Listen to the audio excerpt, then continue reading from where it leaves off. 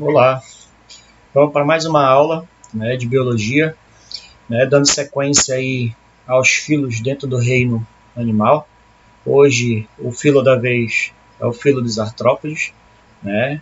É um dos maiores grupos, que nós vamos encontrar, dentro desse reino animal. E aí nós vamos verificar, ou seja, muitas características em relação aos diversos exemplos que nós podemos encontrar dentro desse filo, tá certo?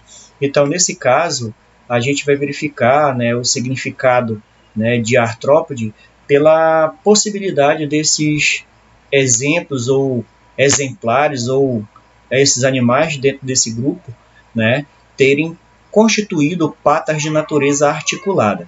Então, nesse caso, esses animais eles conseguiram, ou seja, desenvolver patas que pudessem permitir a sua locomoção, de diversas maneiras, seja ela, ou seja, pulando, caminhando, e entre outras formas, ou seja, se locomovendo de forma muito rápida. Então, uma das principais características que permite a gente classificar esse grupo é o fato desses animais terem desenvolvido patas articuladas, para desenvolver aí a sua mobilidade no ambiente onde se encontra.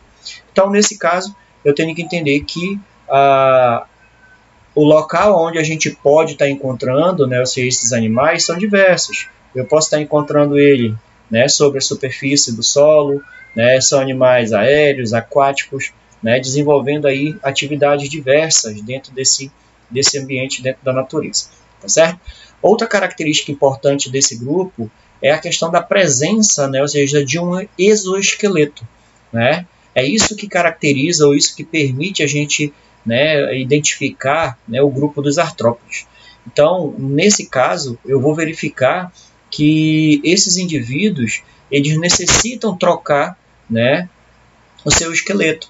Por quê? Eles crescem em tamanho e esse exoesqueleto ele não consegue acompanhar, esse crescimento, tá certo? Então, nesse caso aí, nós vamos verificar que o esqueleto desses animais ele é externo e tem uma constituição básica, tá, de quitina, tá certo? Que é um material que garante, ou seja, uma certa rigidez à estrutura desse animal, tá certo? E aí, como eles crescem, como eles apresentam um crescimento descontínuo, há uma necessidade, ou seja, de trocar esse exoesqueleto, que a gente classifica isso como equídese ou então a gente chama de muda. É muito comum a gente encontrar, ou seja, o exoesqueleto de determinados insetos, como por exemplo a cigarra. Então, como ela cresce em tamanho, como ela tem um crescimento descontínuo, o esqueleto ele não consegue, o seu exoesqueleto, na verdade, não consegue acompanhar esse crescimento. Então, ele precisa deixar para trás e fazer com que aconteça o surgimento de um novo, que seja suficiente ou seja equiparada em relação ao tamanho que ele tem nesse momento. Tá certo? Terceira característica importante aqui que nós vamos verificar é que esses indivíduos apresentam o corpo segmentado, tá certo? Eles vão apresentar, ou seja, segmentos metâmeros, em relação à sua estrutura. E aí nós vamos verificar que eles apresentam simetria bilateral. Assim como foi falado nos outros filos, a diferença básica entre simetria bilateral e simetria radial, tá certo? Então aqui nós vamos verificar que esses insetos podem ser divididos em duas partes iguais, tá? Lado direito, lado esquerdo, parte superior, parte inferior. Então, eu tenho a possibilidade de traçar somente um eixo no corpo desse animal, encontrando duas partes apenas nessa divisão, tá bom? São indivíduos de natureza triblásticos, ou seja, têm um processo de desenvolvimento embrionário já bastante evoluído, então eles tiveram a possibilidade de desenvolver 3 folhetos embrionários, o que deu a oportunidade de formar 3 tecidos básicos, ectoderme, endoderme e a mesoderme, tá certo? Uma coisa que é muito comum e é característico desse grupo e que permite, ou seja, a gente entender que houve uma evolução a partir de um ancestral comum, é a presença, ou seja, da característica do celoma, o líquido gelatinoso preenchendo os espaços entre esses tecidos, tá certo? Então, ele é triblástico, tem a presença de 3 tecidos, porém a gente vai estar encontrando dentro do corpo desses animais a presença de celoma, líquido gelatinoso, que garante preenchimento desses espaços em relação aos tecidos que constituem o corpo desses animais, ok? São indivíduos protóstonos, ou seja, apresentam cavidade bucal, sistema digestório completo e a presença de uma estrutura anal. Então, tudo aquilo que ele consegue na sua alimentação, vai ser, ou seja, transformado naquilo que é necessário para a sua sobrevivência, e o restante que não interessa tem que ser eliminado, né, através do ânus, né, os excretas têm que ser eliminados através dessa estrutura anal, tá bom? Então, quando a gente se refere triblástico, a presença de 3 tecidos básicos, entre esses tecidos apresenta a presença de celoma, líquido gelatinoso, né, garantindo aí o preenchimento desses espaços e a separação desses tecidos, e eu tenho que entender que eles vão apresentar, ou seja, um sistema, né, digestório completo, presença de uma cavidade bucal, sistema digestório, né, ou seja, suas vísceras, podemos dizer assim, de forma completa, finalizando com uma estrutura anal. Tá? Apresenta o crescimento descontínuo, que é o tópico que se relaciona com o segundo aqui, que é a questão do exoesqueleto. Então, se ele realiza equídese ou muda, significa dizer que ele cresce, né, de forma descontínua e o seu exoesqueleto não consegue acompanhar esse crescimento. Aí a necessidade, né, de equídese ou muda, de trocar esse exoesqueleto que é pequeno para a estrutura do animal que se desenvolveu. Ok? Quanto ao processo respiratório, a gente vai verificar que esse processo ele vai ser branquial, porque eu tenho artrópodes no ambiente aquático, tá certo? Então, camarão, lagosta, né, entre outros animais dentro desse grupo, têm respiração branquial. E aqueles que são, né, ou seja, aéreos ou estão na parte superficial desse solo, têm, ou seja, respiração traqueal. Utiliza o oxigênio da atmosfera para poder garantir o processo respiratório. Enquanto que aqueles que são de natureza aquática utilizam o oxigênio, né, na constituição da água, dissolvidos na água, para poder garantir o processo respiratório. Tá? Sistema nervoso desses indivíduos ele é de natureza ganglionar, tá? E, além disso, localizado na parte ventral, ou seja, na parte que nós conhecemos popularmente como barriga desses animais. Então, ele tem um sistema nervoso constituído por gânglios e, além disso, cordões nervosos que vão fazer com que, né, os estímulos, né, eles possam ser distribuídos por todo o corpo e fazer com que esse animal ele tenha a possibilidade, né, ou seja, de perceber o que está acontecendo de diferente dentro do seu organismo ou então ao seu redor. Tá? Quanto ao processo de reprodução sexuada, eu tenho que entender que esses indivíduos eles são dioicos, ok? No caso, referindo-se a dioicos, significa dizer que ele tem a presença de 2 sexos separados. Então, eu tenho macho e fêmea, né, onde há necessidade de copulação, e através desse processo de copulação vai acontecer um processo de fecundação interna. Porém, né, essa fecundação interna, muitas das vezes, ela se completa através do desenvolvimento de ovos, né, que podem ficar presos à estrutura do animal, né, ou eles podem, ou seja, armazenar esses ovos em um local adequado para poder garantir o desenvolvimento e fazer com que aconteça o surgimento, né, das novas espécies. Tá? Dependendo do tipo de artrópode, tá, a gente pode ter, né, ou seja, esse desenvolvimento de forma direta ou de forma indireta. Então, nesse caso, quando a gente se refere de forma direta, não há a presença de larvas, tá certo? E quando é de forma indireta, vai acontecer o processo de surgimento inicial de larvas, né, ou metamorfose, né, fazendo com que esse artrópode ele possa se desenvolver e ganhar a característica da sua espécie. Tá bom?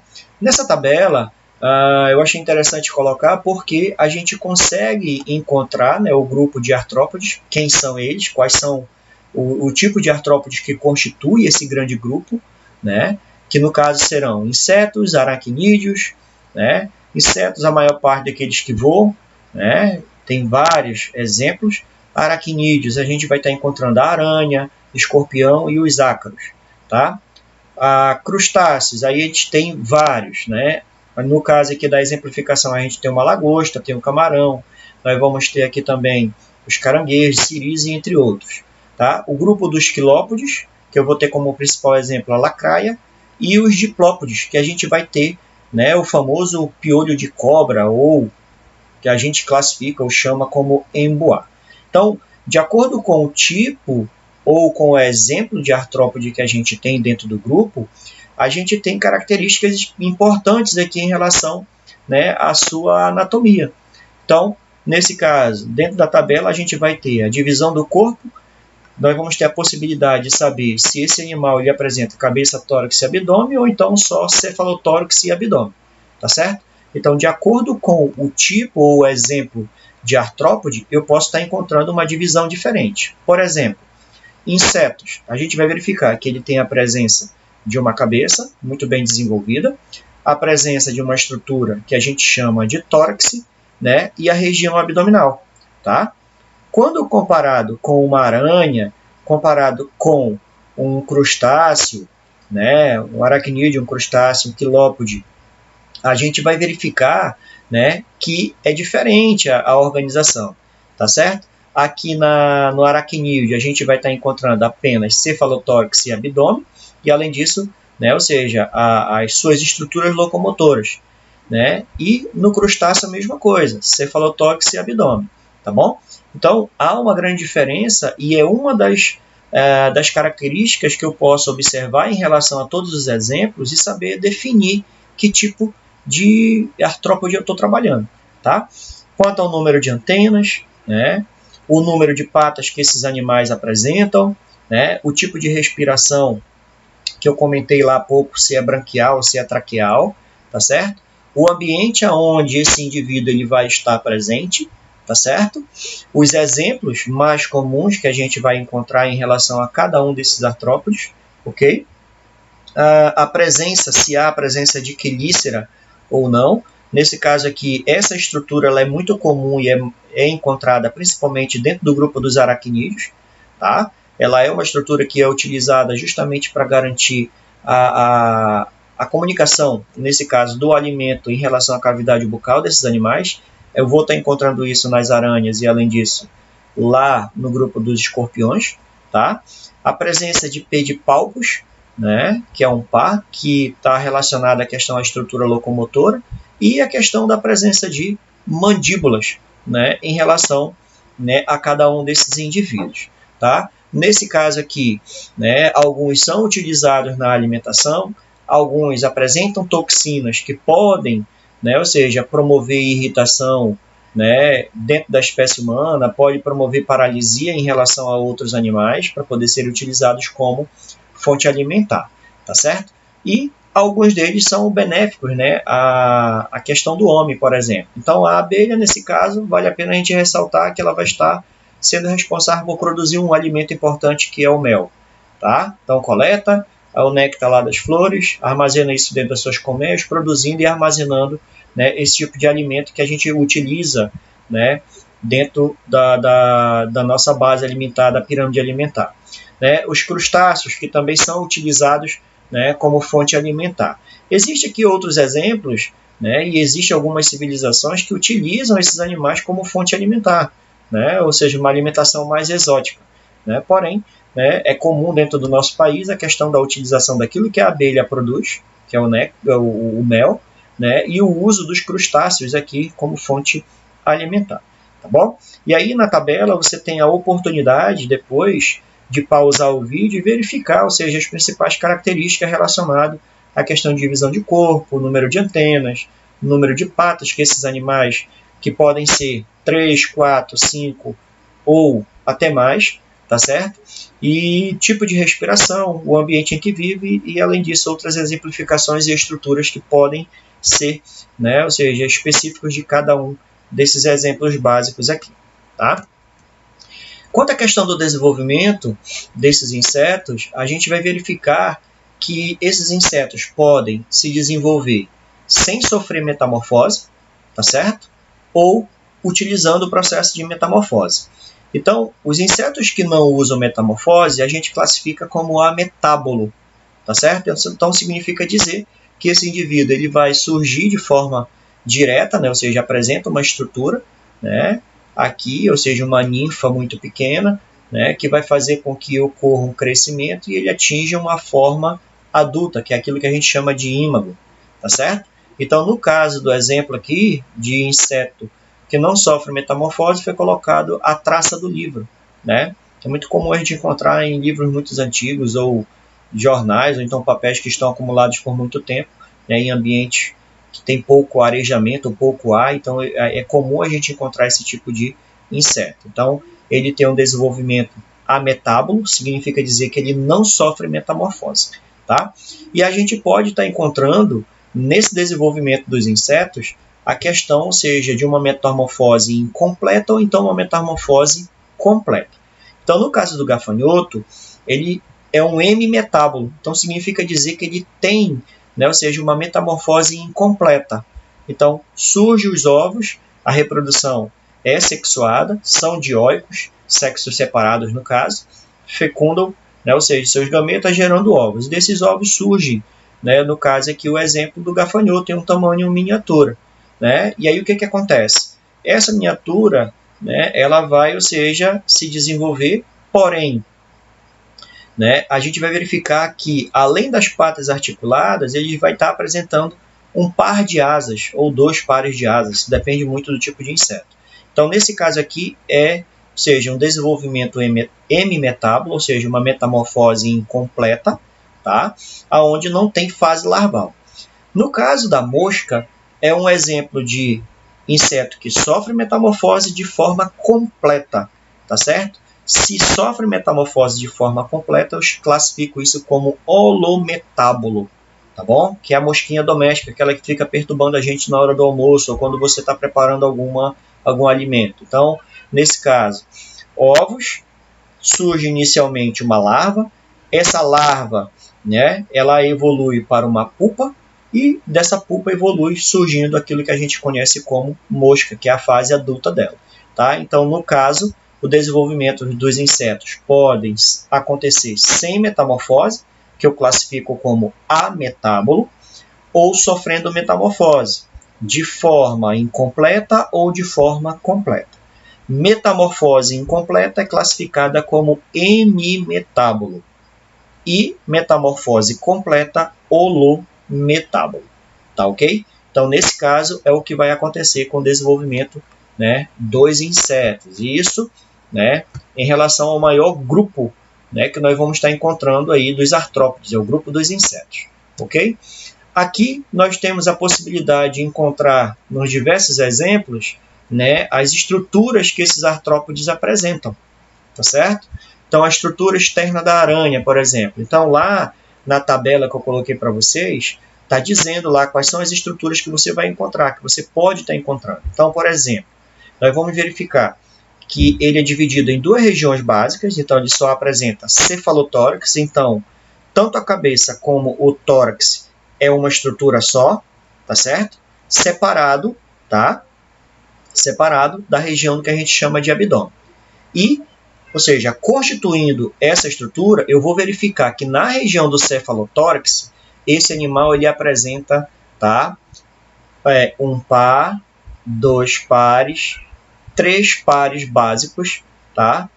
3 pares básicos de patas, tá bom?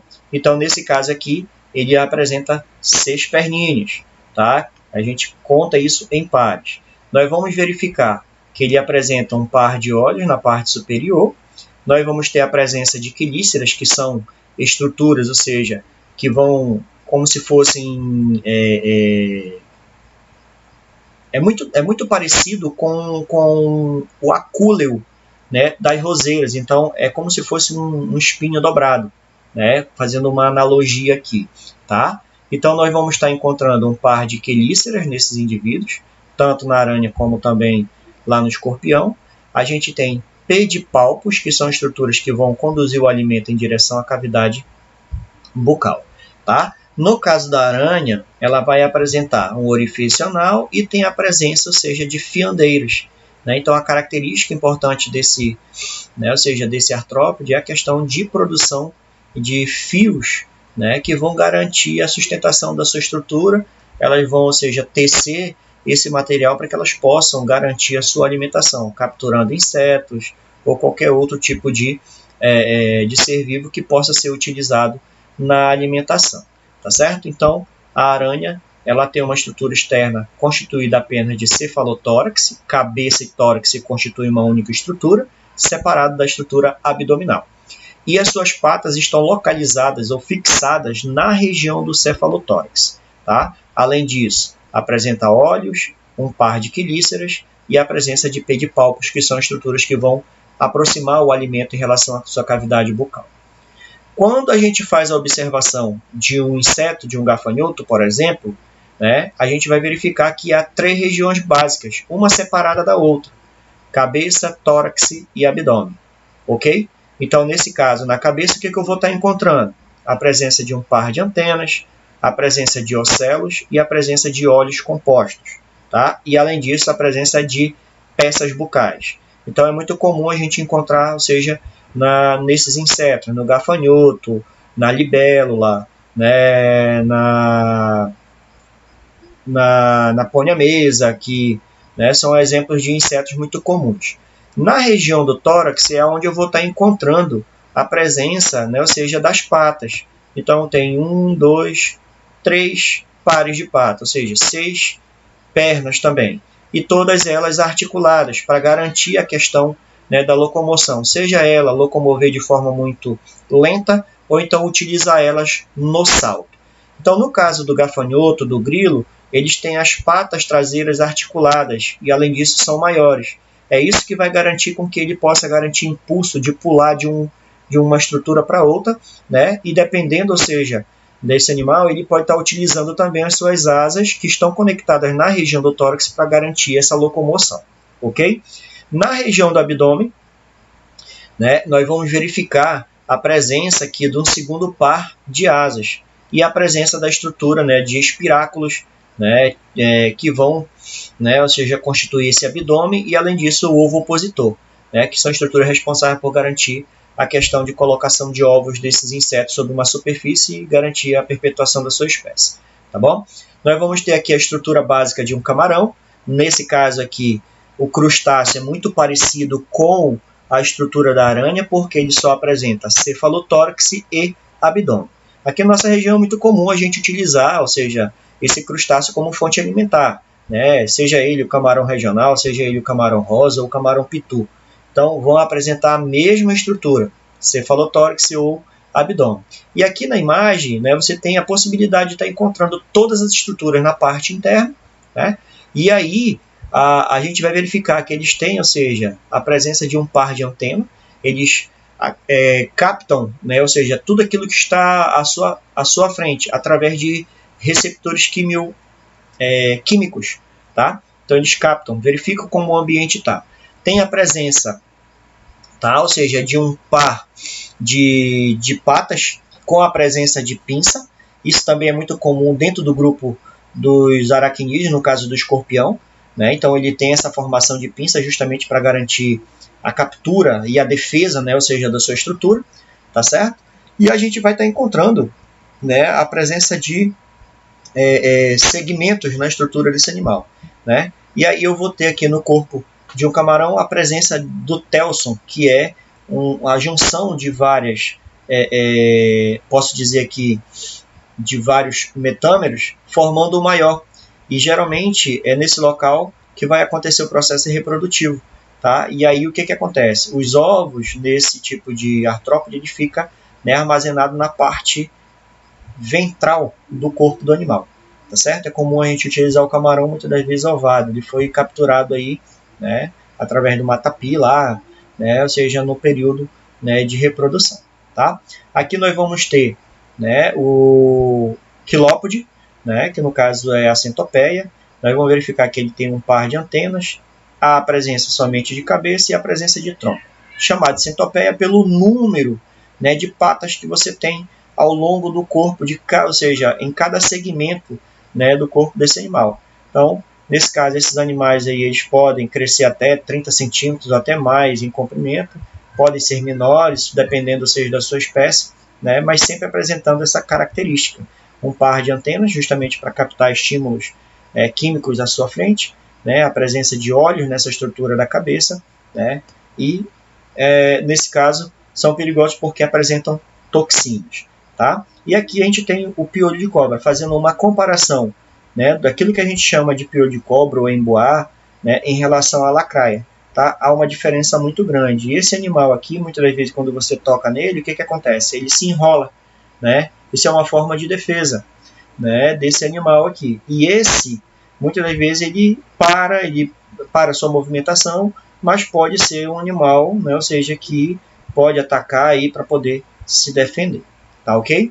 Então, nesse caso aqui no último slide, né, está se referindo à questão das suas quelíceras, né, que é comum a gente encontrar, né, nos aracnídeos. Então, no escorpião e na aranha, a gente vai estar encontrando a presença da quelícera aqui, ó, que é essa estrutura como se fosse uma agulha, e ele tem um canal. Ele apresenta uma glândula que produz secreção, armazena essa secreção, e muitas das vezes, quando esse animal ele é perturbado lá no seu ambiente por algum invasor, por algum predador, ou então a aproximação do homem, muitas das vezes, né, por engano, ele acaba atacando, inoculando veneno, né, sobre a superfície da pele desses animais, que é uma forma de defesa dele, né, no seu ambiente. Aqui a gente tem a imagem de uma aranha, né, possivelmente essa aranha está sendo armazenada em formol, e aqui a gente tem a estrutura que a gente chama de quelícera, né, ela está retraída em função à sua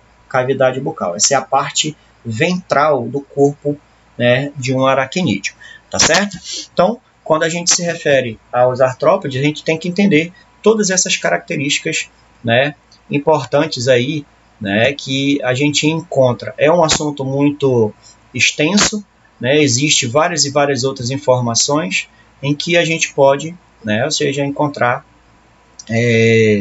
características e estruturas que são importantes aí em relação a esse grupo, tá? No mais, muito obrigado, né? Tenham uma boa semana.